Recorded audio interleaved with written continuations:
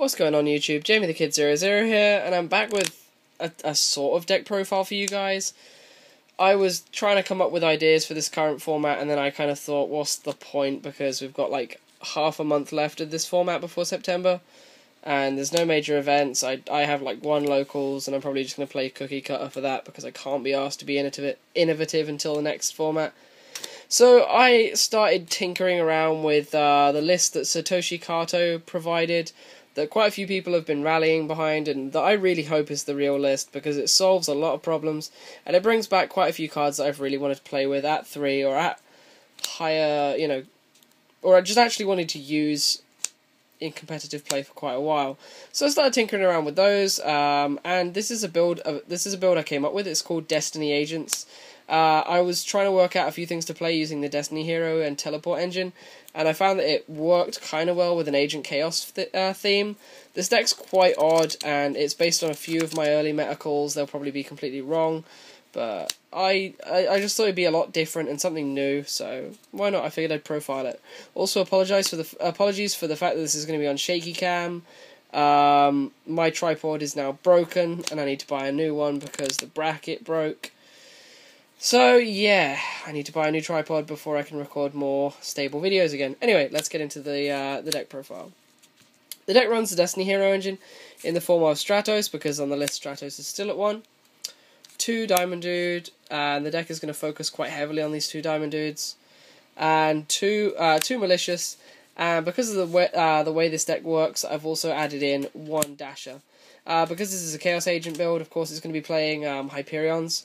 So Dasher really comes into its own for letting your Hyperions and Christias get normal summoned by its own effect, or special summoned, but bringing them out by its effect. It also adds another target for your Destiny draws, because I felt with 3 Destiny draw in the deck, because Destiny draws at 3 on Kato's list, I felt we needed another target, bumping this up to 5, so it's more likely you'll draw it rather than having to hit the Stratos or the Rotor to get to the Stratos.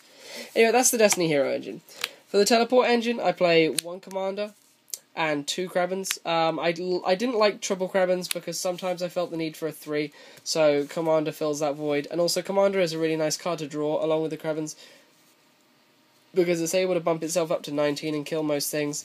And this deck has trouble with Thunder Kings sometimes, so teleporting just into a Commander and then running into the Thunder King can always be good.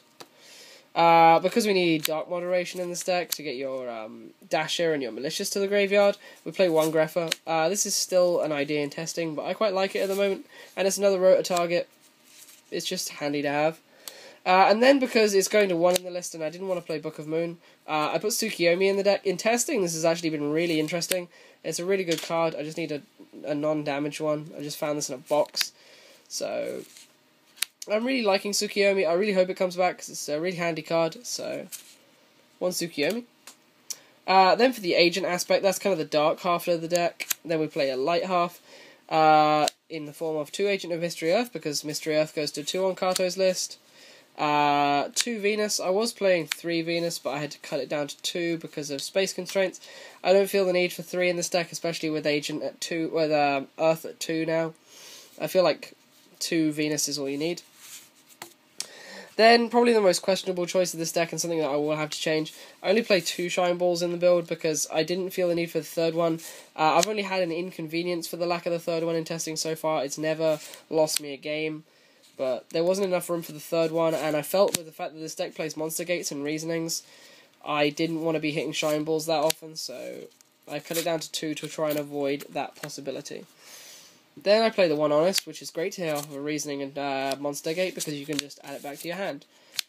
So, what's not to like? And you play quite a few lights in this deck. A few of your boss monsters are lights, and some of your synchros are going to be lights, so why not? Then onto the boss monsters, because this deck plays quite a few cool boss monsters. Play triple Hyperion because of the Agent engine, and the fact that you can hit this off of Reasoning and Monster Gate and summon it. So it's always great fun, and if you draw this and you've got Destiny Hero Dasher engraved, you can drop him onto the board instantaneously. So he's really live a lot of the time. All the things I just said apply the same for Archlord Christia. I figured this would be live with only 2 Shine Balls in the deck, because I'm really going to be searching Venus off of Earth, so the Earth will be engraved, and then the Venus and the 2 Shine Balls will go to the grave, making me a 4 for Christia. Also, forgive me if this video is a bit inconsistent or if I stutter or anything like that. I'm quite tired. We're back from work now, and I just wanted to record this one up for you guys because I could. And then for 2 other boss monsters, well, we play Chaos Sorcerer, BLS because it's at 1 on his list. Oh yeah, and Chaos Sorcerer is at 1 on his list, so I would have played more, but it's at 1 on his list. And finally, the Gauze, because this deck plays no traps. Because there's so many things you've got to put in this deck, and I don't think it needs traps. I play the 1 Reborn. Sorry, for the spells, we play the 1 Reborn, the 1 Dark Hole, and the Heavy Storm. This spell lineup is very heavily geared towards Diamond Dude, as I mentioned earlier. So a lot of this stuff is hittable by Diamond Dude, so Diamond Dude is a card you really want to get into quite quickly, and hold on to quite a lot. We then play the 1 Mind Control because I play the Teleports, so Mind Control is usually really live. We play the Earths as well, so it's usable on dead Earths. 1 Allure of Darkness, 1 Rotor. We play 2 Reasonings. I couldn't find a second one, so this chosen one is a proxy for Reasoning. Reasoning is an awesome card that's at 2 on Satoshi Kato's list, so I hope it stays at 2. It's really awesome and it can get you into so many boss monsters or just so many good plays. I really like it in this build. Just the fact that you can Reasoning for a Christia or things like that. I mean, if you summon a Christia and it gets destroyed and sent back to the deck, you could then just drop Reasoning and hope your opponent doesn't call the right number if they're dumb, or you could just Monster Gate it if you have another monster on the board, which we also play at 1 because it's still limited to 1 and Satoshi Kato's list said nothing about it. So yeah. And then continuing on with the Destiny Hero Diamond Dude hittable stuff, we then play Triple D-Draw because D-Draw is going to 3 on Satoshi Kato's list, which I cannot wait for. I really want it to be true for this fact because I love D-Draw. I love the Destiny Hero engine, and I've really wanted to play it consistently, and I feel with Triple D-Draw it will be consistent.